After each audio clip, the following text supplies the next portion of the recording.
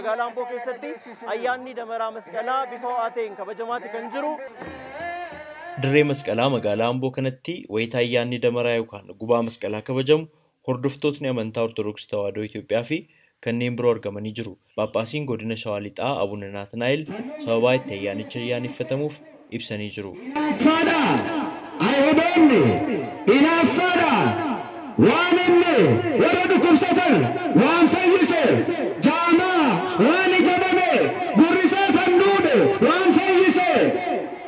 Abuna Naatnaa'el ergaallee hirmaattota ayyaana damaraaf dabarsanii jiru.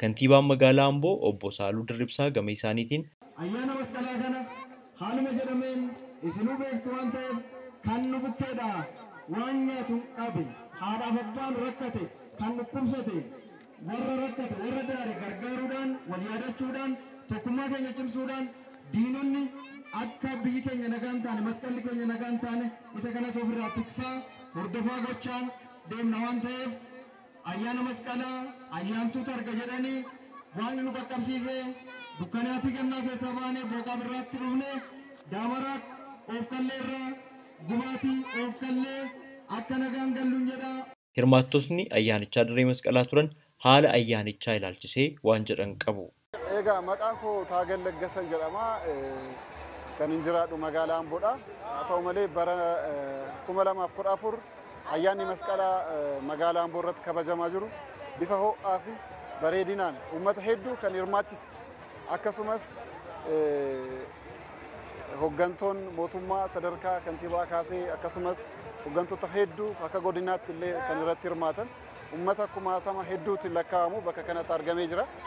Ayyaanni masqalaa kan baranaa baay'ee kan gammachuu kan jaalalaa kan tokkummaa akka nu taasisu baga amantoota kiristaanaa maraatiif baga ayyaana masqalaatiin isin qaqqabsiisee jechuun barbaada. Ayyaana masqalaa ilaalchisee baay'ee namatti tola. Baay'ee haala gaariin kabajamaa jira.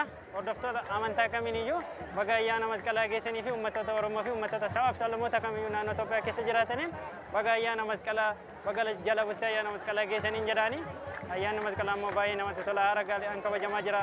Magaalaa Amboo keessatti illee ta'ee haala miidhagaadhaan kabajamaa waan jiruuf baay'ee itti gammannee jira.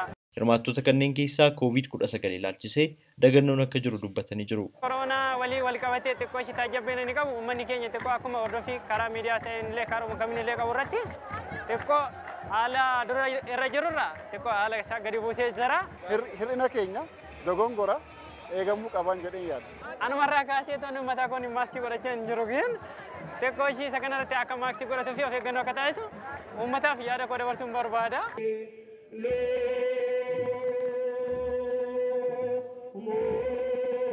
Guyyaan ayyaana damaraa kan bara 2014 bifa dammaqina qabuun kan inni kabajamee jiru jechuudha. Akkuma dudduuba kootti ilaaltan yeroo ammaa kana ifaan yookaan gucni damaraa qabsiifameeti kan jiru abbootii amantiidhaani.